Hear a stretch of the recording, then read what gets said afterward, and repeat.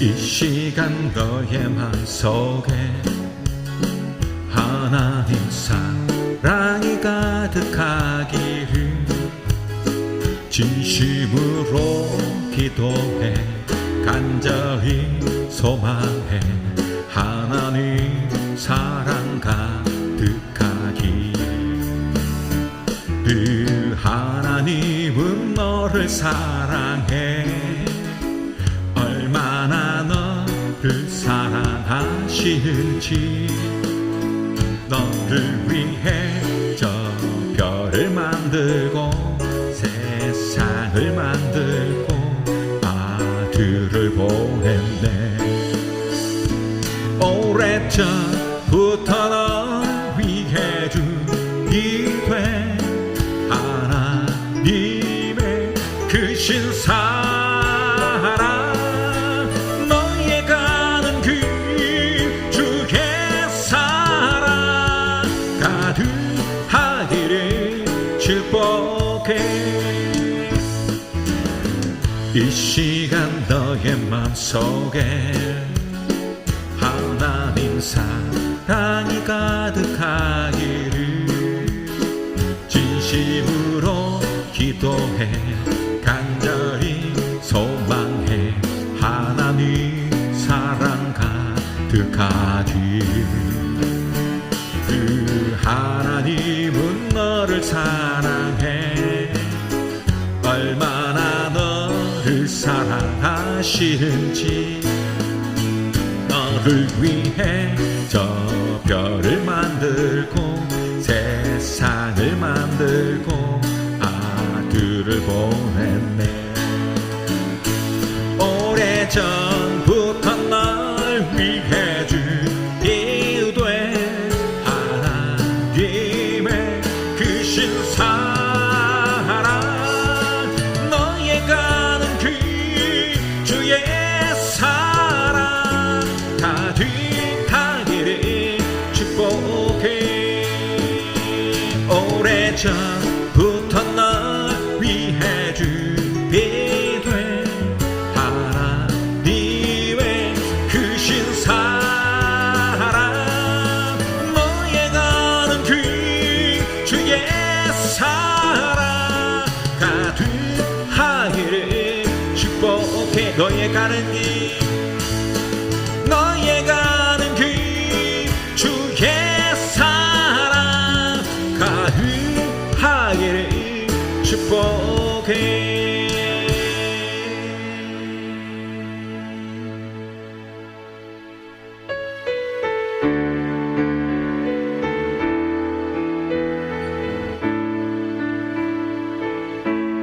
시작됐네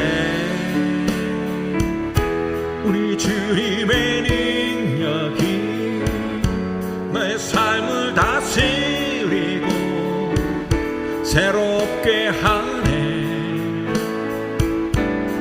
자유하네 죄와 사망으로부터 내 삶은 변하고나 충만하네 은혜로와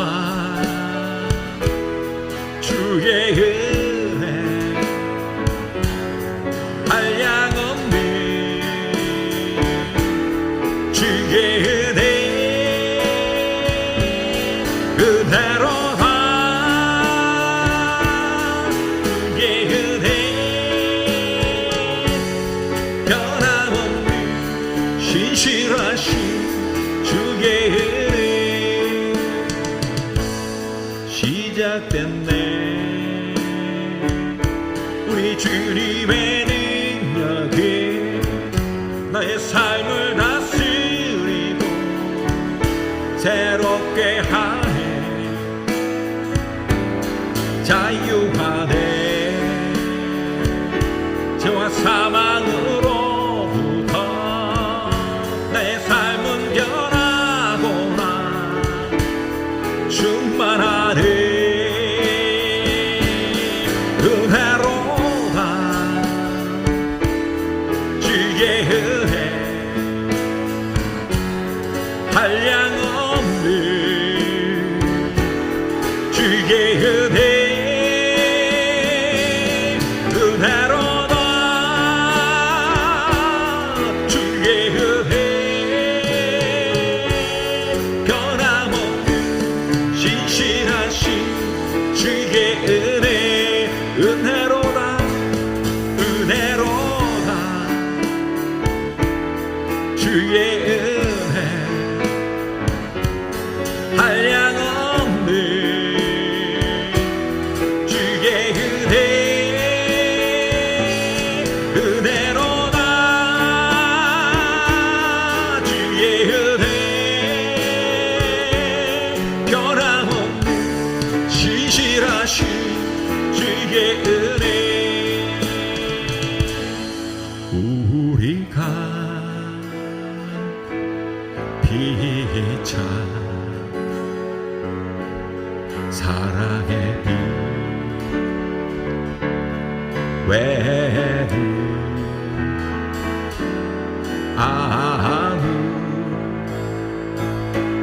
아무에게든지 아무런 빛도 지지 말자 우리 몸을 불사르게 내어준다 하여도 사랑이 없으면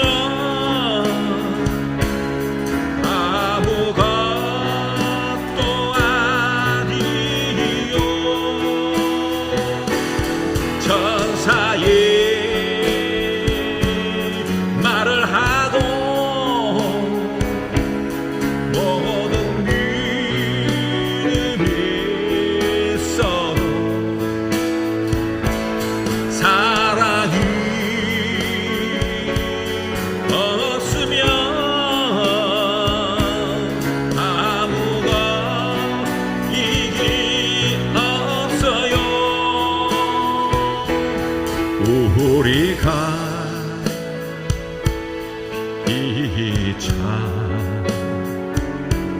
사랑의 빛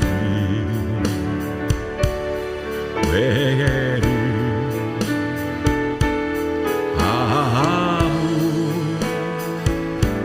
아무에게든지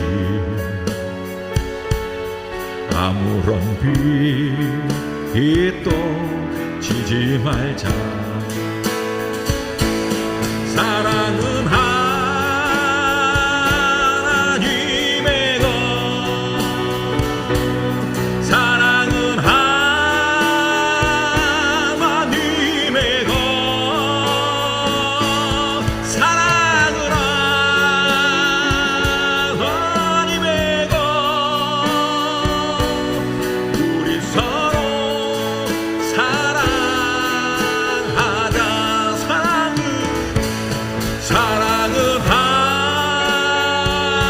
하나님의 것 사랑은 하나님의 것 사랑은 하나님의 것 우리 서로 사랑하자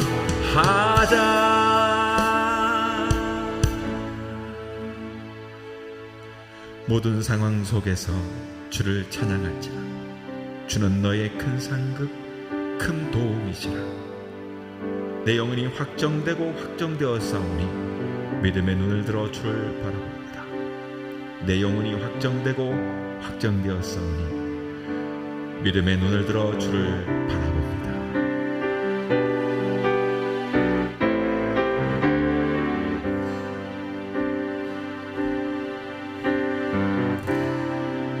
모든 상황 속에서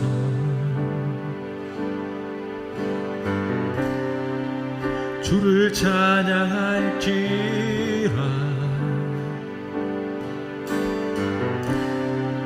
주는 너의 큰 상급,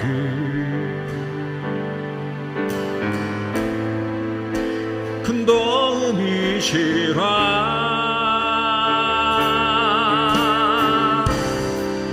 주의 얼굴 구할 때 주의 영을 보사 크신 사랑 안에서 주를 보게 하소서. 내 영혼이 확정되고 확정되어 싸우니 믿음의 눈 들어 주를 바라봅니다. 내 영혼이 확정되고 확정되어 싸우니 믿음의 눈 들어 주를 바라봅니다.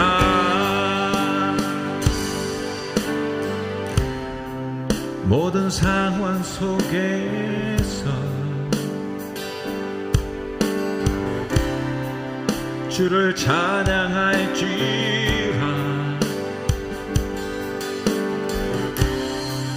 주는 너의 큰 상급,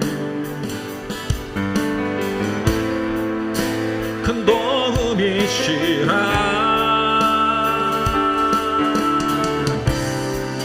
주의 얼굴 구할 때 주의 영을 보사 크신 사랑 안에서 주를 보게 하소서. 내 영혼이 확정되고 확정되어 싸우니 믿음의 눈 들어 주를 바라봅니다. 내 영혼이 확정되고 확정되어 싸우니 믿음의 눈 들어 주를 바라봅니다. 주를 찬양할 때 주의 나라 힘이 임했네. 주의 영원한 나라 주 보게 하소서. 내 영혼이 확정되고 확정되어 싸우니 믿음의 눈 들어 주를 바라봅니다. 내 영혼이 확정되고 확정되어 싸우니 믿음의 눈 들어 주를 바라봅니다. 내 영혼이 확정되고 확정되어 싸우니 믿음의 눈 들어 주를 바라봅니다. 내 영혼이 확정되고 확정되어 싸우니 믿음의 눈 들어 주를 바라봅니다.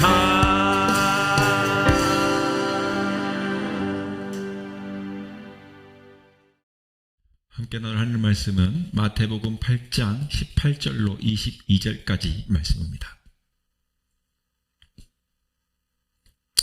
예수께서 무리가 자기를 애워싸는 것을 보시고 건너편으로 갔기를 명하시니 한 서기관이 나와 예수께 아뢰되 선생님이여 어디로 가시든지 저는 따르리이다. 예수께서 이르시되 여우도 굴이 있고 공중의 새도 거처가 있으되 인자는 머리 둘 곳이 없다 하시더라. 제자 중에 또 한 사람이 이르되 주여 내가 먼저 가서 내 아버지를 장사하게 허락하옵소서. 예수께서 이르시되 죽은 자들이 그들의 죽은 자들을 장사하게 하고 너는 나를 따르라 하시니라. 아멘. 오늘은 마태복음 8장 18절로 22절 말씀을 통해서 너는 나를 따르라 하는 제목으로 말씀 함께 나눕니다. 귀한 은혜가 있기를 바랍니다. 마태복음 8장은 기적의 장이라고 합니다. 첫 번째 1절부터 4절에 보면 문둥병자를 고치는 사건이 나오고요. 또 5절에서 13절에는 중풍병에 걸린 백부장의 하인을 고치는 사건이 또 등장합니다. 그리고 14절에서 17절에 보면 베드로의 장모와 병자들을 그리고 귀신 들린 자를 고치는 사건들이 나오고요. 그리고 23절에서 27절 보면 또 풍랑을 잠재우는 사건이 등장하고 28절에서 33절까지는 또 군대 귀신을 쫓아내는 사건이 이렇게 각각 기록되어져 있는데요. 이런 여러 사건들 가운데에 오늘 본문이 기록되어진 것입니다. 그야말로 8장은 온통 기적이 가득한 기적의 장이라고 말할 수 있을 것입니다. 그렇다면 이 이상한 그 기적의 장 가운데 이상하게 이 오늘의 이 본문의 내용이 기록되어 있는 것입니다. 오늘 본문은 이 기적과는 아무런 상관이 없는 내용인데도 이 기적의 장인 8장에 들어가 있다고 하는 이 사실이 매우 중요한 의미를 우리에게 말하고 있는 것입니다. 오늘 본문의 내용은 예수님의 제자의 길을 요구하시는 내용입니다. 예수님이 제자의 길을 어떻게 걸어가야 한다, 어때야 한다는 것을 말씀하고 있는 내용입니다. 이것은 분명히 병자를 고치는 기적이나 또 풍랑을 잠재우는 사건이나 또 귀신을 내어 쫓는 것과 같은 어떤 기적적인 사건은 분명 아닙니다. 그렇다면 왜 이 사건이 기적이 기사들로 꽉 차 있는 이 마태복음 8장에 기록되어져 있는 것이냐? 그것은 제자가 되는 일 또는 참된 그리스도인이 되는 일 그 자체가 위대한 기적이기 때문인 것입니다. 자, 그렇다면 제자의 길이란 무엇이냐 하는 것입니다. 우리 함께 읽었던 19절에 보니까 예수님은 많은 무리가 모여 있는 곳을 벗어나서 다소 한적한 곳으로 가셨어요. 그때 한 서기관이 나와서 예수님께 말했습니다. 선생님, 어디로 가시든지 저는 선생님을 따라가겠습니다. 자, 우리는 이 이야기 속에 먼저 그의 신분에 주목할 필요가 있습니다. 자, 그는 서기관이라고 기록해 있습니다. 서기관. 유대교회의 율법 전문가인 것입니다. 유대교회의 율법을 잘 아는, 마치 한마디로 말하면 신학자 이런 개념으로 이해할 수 있겠습니다. 요즘으로 치면. 학적으로, 학문적 관점으로 성경을 아주 박식하게 아는 율법 전문가, 서기관입니다. 자, 그의 임무는 뭐냐면 이 율법의 규칙을 해석하는 것이 그의 일입니다. 그의 인생은 온통 율법을 지키는 일에 집중되어 있습니다. 그런데 예수님은 안식일에 병자를 고친다든지 성전을 모독한다든지 혹은 문둥병자와 같은 환자의 몸에 손을 댄다든지 다 금하는, 율법이 금하고 있는 그런 규칙들을 자주 어깁니다. 그래서 바리새인들과 서기관들은 예수님을 유대교를 아주 의심하게 만드는 아주 위험시키는 그런 인물로 생각했습니다. 바로 이러한 이유 때문에 성경에는 바리새인과 서기관들이 예수님의 적대자로 등장하는 것입니다. 그런데 이러한 그 서기관이 예수님의 제자가 되겠다고 자청하고 지금 나서고 있는 것입니다. 그래서 그는 예수님을 향해 뭐라고 말합니까? 선생님이요. 그렇게 불러요, 선생님. 헬라어로 원어로 말하자면 디다스칼레가 되는 것이고 히브리어로 치면 랍비가 되는 것입니다. 이 말은. 자, 이 예수님을 부른 호칭이 선생님이라는 사실을 놓고 볼 때 그는 예수님을 유대의 위대한 랍비처럼 권위 있는 스승으로 생각하고 있었던 것 같아요. 그렇다면 예수님을 따르겠다 하는 이 말, 그의 말은 위대한 스승을 따라서 진리를 탐구하는 제자가 되겠다 라고 하는 다짐인 것입니다.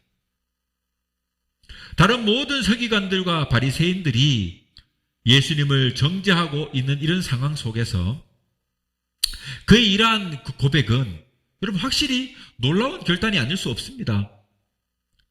유대의 랍비는 학식과 경건을 겸비한 사람이었습니다.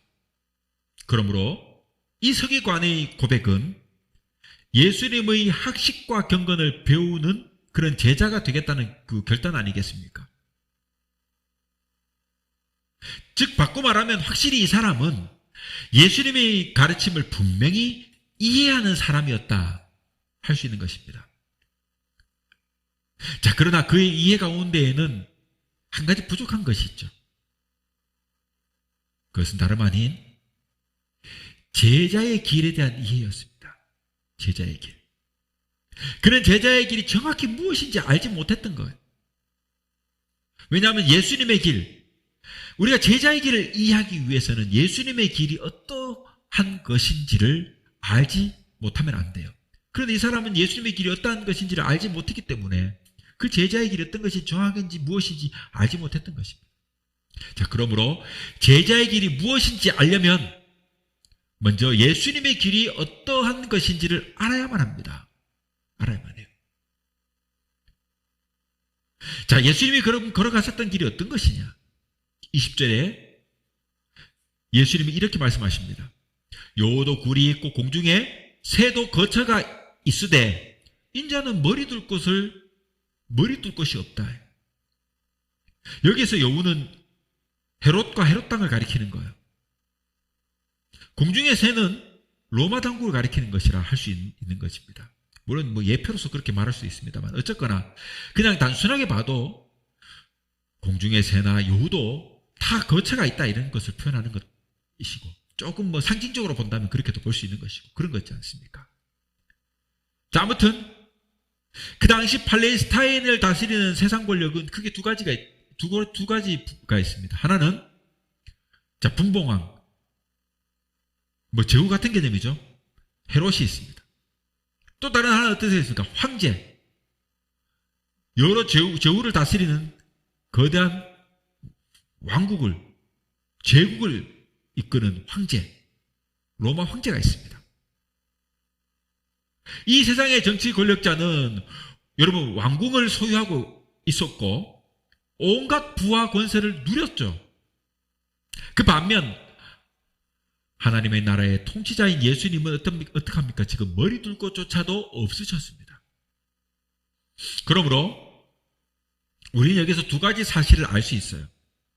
첫째로 예수님은 하나님 나라의 왕이시다 라는 사실입니다. 둘째는 하나님 나라의 왕은 이 세상의 왕과는 같지 않다 하는 사실입니다. 예수님이 주는 영광은 이 세상에 주는 영광과는 전혀 다른 것이다 이런 말입니다. 따라서 예수님이 제자가 된다는 것은 단순히 배움의 길에 들어서는 것 그 이상의 의미를 가지고 있다. 그의 제자가 된다는 것은 거처가 없는 불안한 삶, 세상적인 안전이 보장되지 않은 삶을 사는 것이다. 이런 말이죠. 굴이 없고 거처가 없잖아요. 자기 집이 없잖아요. 또한 어떤 고난과 위험에 자신을 내던지는 그런 모험을 하지 않으면 안 된다. 이런 말이에요. 즉 제자가 되기 위해서는 어떤 값을 치르지 않으면 안 되는 것이다. 그렇다면 어떤 값을 치러야 하느냐? 예수는 마태복음 19장 21절에서 재물을 버리고 쫓는 자만이 참 제자가 될 수 있다는 것을 말씀합니다. 또 누가복음 14장 26절에도 보면 자기 가족과 자기 자신까지도 버리는 자만 참 제자가 될 수 있다고도 말씀하십니다. 또 마태복음 10장 38절에 보면 자기 십자가를 지고 나를 쫓는 자만이 참 제자가 될 수 있다고도 말씀하셨어요. 자, 그러므로 참 제자가 되는 길은 어떤 것입니까? 첫째로 자기 소유를 다 버리는 것이에요. 두 번째로는 자기 가족과 심지어 자기까지도, 자기 자아까지도 버려야 되는. 그리고 세 번째로 본다면 십자가를 지고 그리스도를 따르는 것이 바로 참 제자가 되는 길이다. 이 땅의 소유에 집착하는 자에게는 결코 하늘의 소유가 주어질 수가 없는 것입니다. 자기 가족과 자기 자아에 집착하는 사람은 결코 축복이 주어질 수가 없는 것입니다. 십자가를 외면한 사람은 결코 영광의 면류관을 받을 수가 없는 것입니다. 그리스도인이 된다는 것은 그리스도의 제자가 된다는 것을 의미하는 것입니다. 제자의 길은 결코 편안하고 안이한 것이 아닙니다. 한마디로 말해서 그것은 십자가를 지고 따르는 길이에요. 하지만 그 길은 영광이 약속된 길입니다. 비록 힘들지만. 그런데 그 영광 밑에 반드시 또 뭐가 따릅니까? 그리스도와 함께 받는 고난. 그와 함께 죽지 않으면 그 영광의 약속을 영원히 이룰 수가 없는, 그게 십자가의 길입니다. 그리고 우리는 지금 결단해야 됩니다. 21절에 예수님이 이처럼 제자들이 곧 십자가의 기름을 가르쳐 주셨을 때 제자 중 한 사람이 또 입을 열어가지고 이렇게 말합니다. 주여, 내가 먼저 가서 내 아버지를 장사하게 허락하옵소서. 여러분, 대부분 이 부분을 가지고 해석을 다양하게 합니다만 잘못된 해석들이 참 많아요. 그냥 아무 생각 없이 이 구절을 보면은 이 말을 한 사람은 지금 막 부친상을 당해가지고 것처럼 이해하게 돼요. 그죠? 그래서 지금 부친상을 당해가지고 내가 빨리 가야 되겠다, 이렇게 이해할 수 있습니다. 그러나 그것은 큰 오해입니다. 이 표현은 보통 유대의 특징적인 관용적 표현이에요. 유대인들은 이런 표현을 가끔 써요. 가령 누가 여행을 함께 가자고 청할 때 저 사람 가기 싫은 거야. 지금 나는 가기 싫어. 누가 나한테 뭘 청하는데 난 저 사람과 뭔가 함께 하기 싫단 말이야. 그럴 때 내가 내 아버지를 장사할 때까지 기다려 주십시오 라고 이렇게 말을 할 때가 있다고 해요. 유대인들 관용적 표현으로. 이 말은 그의 아버지가 위독해가지고 뭐 말하는 것 아니에요. 혹은 이미 사망해가지고 장례식을 치러야 한다는 뜻이 아니라 이 말이에요. 그냥 그것은 아버지를 봉양할 때까지 기다려달라, 이런 말이에요. 아버지가 살아계실 때까지는 자식된 도리를 다 하겠다는 뜻이 될 수 있는 것입니다. 그런데 그의 부친이 장사 지낼 때까지는 몇 년이 걸릴지 몇십 년이 걸릴지 알 수가 없는 일이 아닙니까? 그러니 여행을 못 가겠다는 표현이 에둘러서 하는 말이다, 이 말인 거예요. 그러므로 여기 이 표현을 한 이 사람은 제자가 되겠다는 결단을 어떻게 합니까? 지금 지연하고 있는 거예요. 아버지가 돌아가실 때까지 언제 돌아가실지도 모르는데. 아니, 한마디로 말하면 못하겠다, 이런 말 아니겠습니까? 야, 자기 십자가를 지고 자기를 부인하고 자기를 버리고 네가 가진 재산을 다 버리고 그제서야 내 제자가 될 거니까 생각해보니까 힘들거든요. 그러니 세상의 미련을 버리지 못하니까 그냥 나는 그냥 포기하겠습니다, 이런 표현을 하는 겁니다. 지금 관용적 표현으로.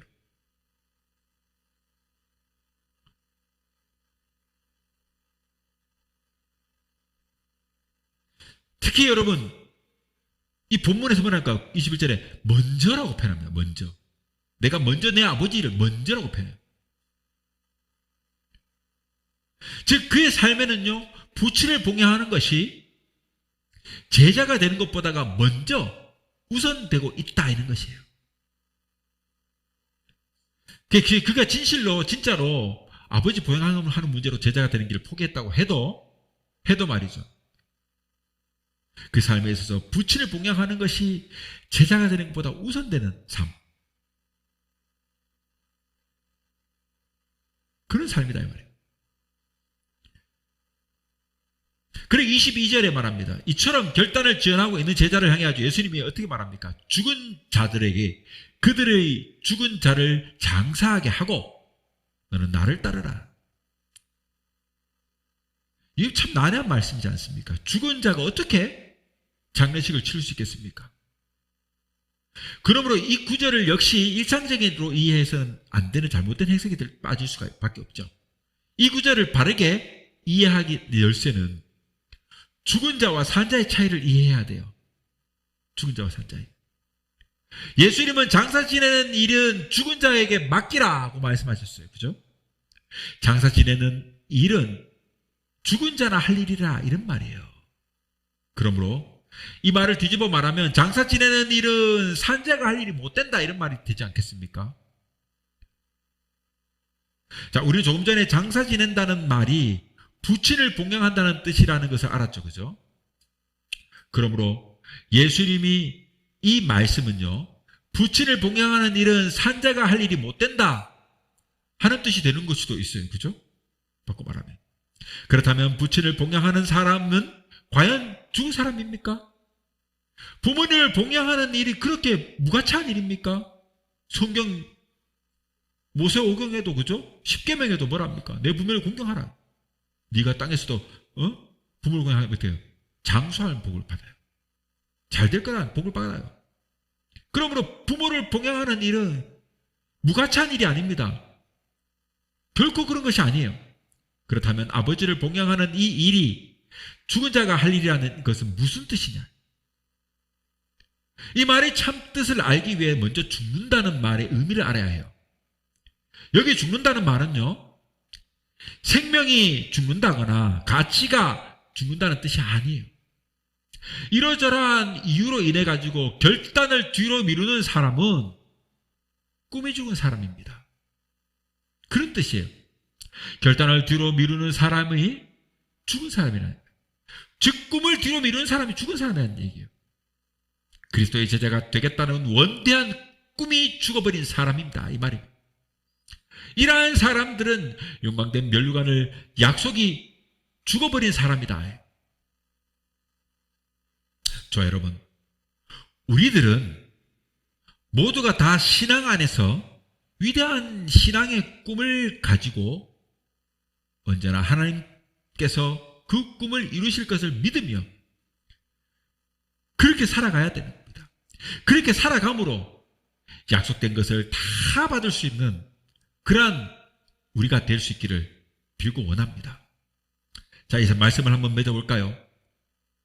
자, 그러므로 우리는 어떤 사람이 되어야 됩니까? 위대한 꿈을 꾸는 사람이 되어야 돼요. 우리가 야곱을 알지 않습니까? 그 꿈은요, 그는요, 꿈이 살아있는 인생을 살았어요.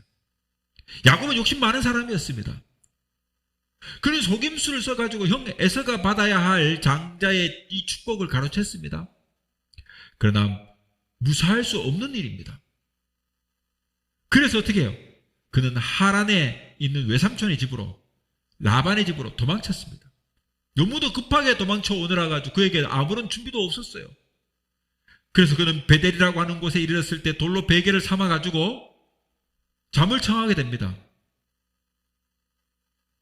여러분 가운데 잠을 잘 때 돌로 베개를 삼는 사람이 있습니까? 아무도 집에서 돌을 베개 삼지 않습니다. 야곱은 돌을 베개 삼았습니다. 이것은 그가 여러분 척박한 현실에 내던져졌다는 것을 의미하는 거예요. 그때 야곱은 무엇을 했습니까? 그는 꿈을 꿨어요. 그 꿈 속에서 그는 하늘까지 닿는 사닥다리를 보고요, 거기에 하나님의 사자가 오르락 내리락 하는 것을 봅니다. 그때 그에게 하나님의 음성이 들렸어요. 나는 여호와니 너의 조부 아브라함의 하나님이요 이삭의 하나님이라. 내가 누워있는 땅을 내가 너와 네 자손에게 주리니 네 자손이 땅에 티끌같이 뛰어서 서쪽과 동쪽과 북쪽과 남쪽으로 퍼져나갈 것이고 땅의 모든 족속이 너와 네 자손으로 말미암아 복을 받을 것이고 내가 너와 함께 있어 네가 어디로 가든지 너를 지키고 너를 이끌어 이 땅으로 돌아오게 할지라. 내가 네게 허락한 것을 다 이루기까지 너를 떠나지 아니하리라. 그는 꿈속에서 하나님의 축복하시는 그 음성을 들었던 것입니다. 꿈에서 깨어난 그가 꾼 꿈, 그것에 감격하여 여러분 거기에 단을 쌓고 그 꿈을 이루는 자가 될 것을 다짐합니다. 그래서 내가 반드시 소득의 10분의 1 드릴 것이고 주님의 약속을 이행할 것이다. 그렇게 다짐합니다. 사랑하는 여러분, 우리의 꿈은 무엇입니까? 우리는 현실에 어떤 고난에 처해 있습니까? 어떤 위기에 직면해 있습니까? 척박한 현실 때문에 혹시 꿈을 죽이거나 주저하고 있지는 않습니까? 예수님은 이러한 우리를 향해서 죽은 자들로 저희를 죽은 자를 장사하게 하고 너는 나를 따르라고 말씀하시는 겁니다. 꿈을 저버리지 말라는 거예요. 꿈을 저버리고 돌아가지 말라는 것입니다.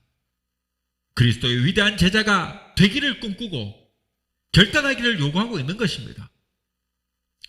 따라서 사랑하는 여러분, 우리는 위대한 사명을 꿈꾸고 제자의 길을 결단함으로 말미암아 그 위대한 사역에 귀히 쓰임을 받고 주님과 함께 영광의 자리에 참여하는 복된 그리스도의 인이 되기를 주님의 이름으로 축원합니다.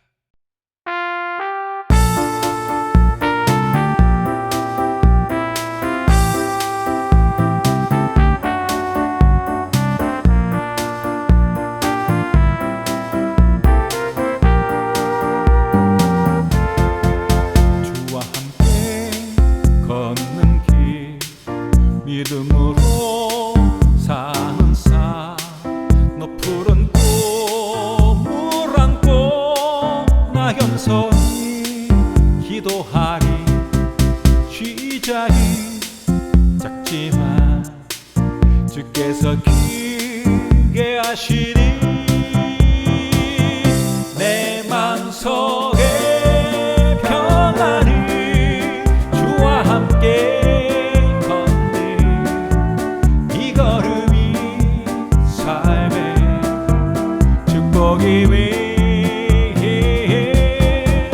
날마다 또 한 걸음 은혜로만 살아가는 삶 신실하신 주와 함께 걷는 길 주와 함께 걷는 길 믿음으로 사는 삶 높은 꿈을 안고 나 겸손히 기도하리 시작이 작지만 주께서 크게 하시리 내 맘속에 평안이 주와 함께 걷는 이 걸음이 삶의 축복임이 날마다 또 한 걸음 은혜로만 살아가는 삶 신실하신